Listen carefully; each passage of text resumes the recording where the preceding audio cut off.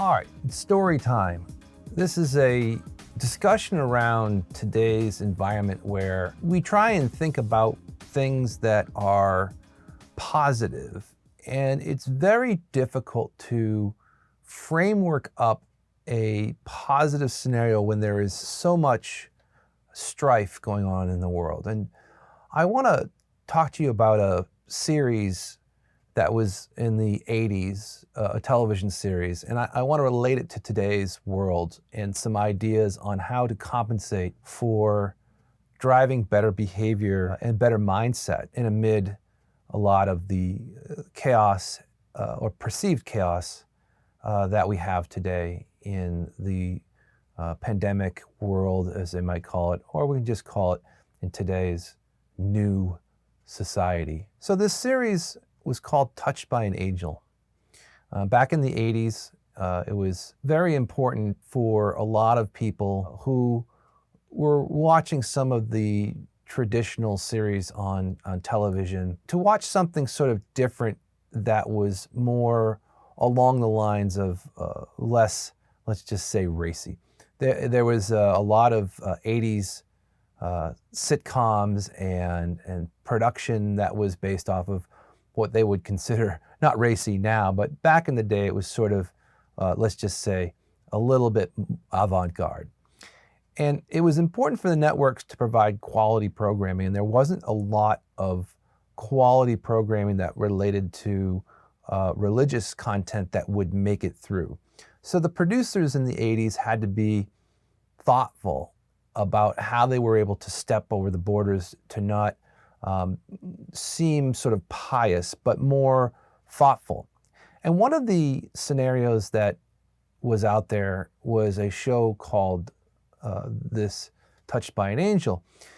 And what ended up happening, if you're not familiar with the show, is that the Charles Landon, who was the main character, and Victor French, who was his sort of sidekick, where they came from sort of the demise of Little House on the Prairie. But what ended up happening was the clandestine meeting of those two individuals as characters worked really well in the plots of all the series.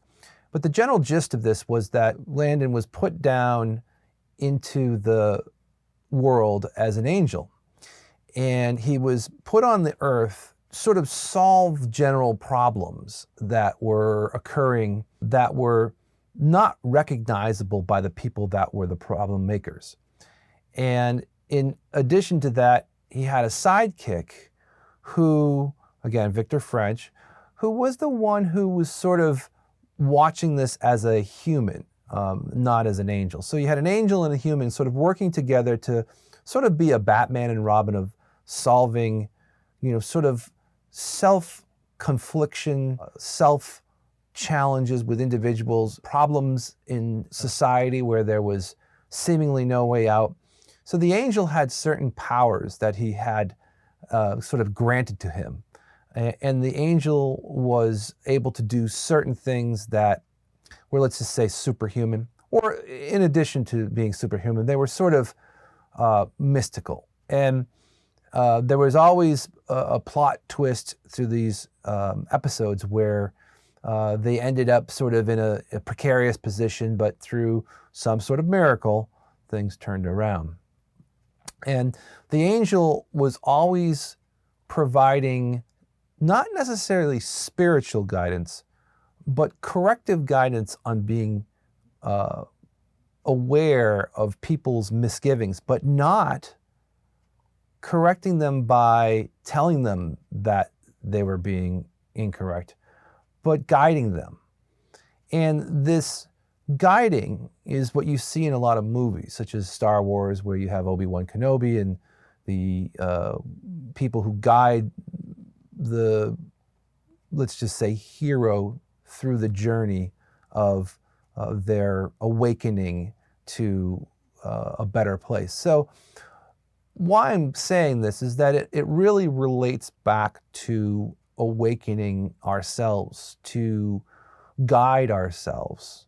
So if you can pretend that there's two people inside you, there's the person who is the human being sort of just watching everything and trying to figure out what's going on, and the whole sort of digestion of today's congestion of social media and news and reports and things that just basically add up over time and time and time, to just, clogging the brain.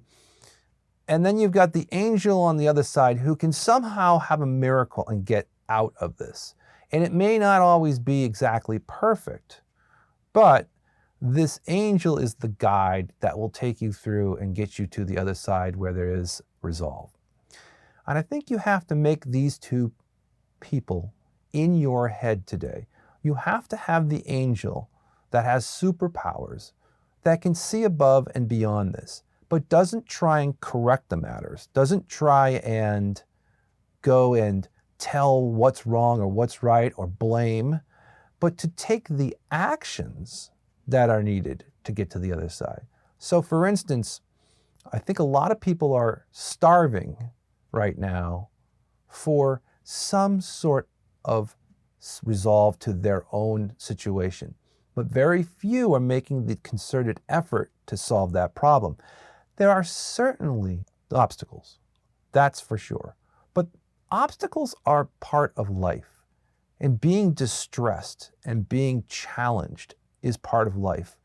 In the sedimentary world that we had before COVID, you really do understand that you have a different set of circumstances now that are not going to be sedimentary, that there's going to be effort. And I had mentioned it before that I thought this is basically like the training period.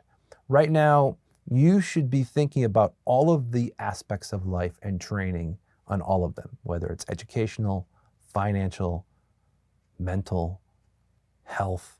They go on forever, but you should really be thinking about how you can be the angel and guide your human, that's your other side, through this. Guide. You don't have to say right, wrong, or indifferent. You have to just guide. And that means not choosing sides. That means not being presumptive or assumptive that you're right or you're wrong, or the other person's right or wrong. But it's being you and being the best you can be, and be the angel that takes you through this. As we get to the other side, there will be resolve at some point. All things come to an end. This too shall pass.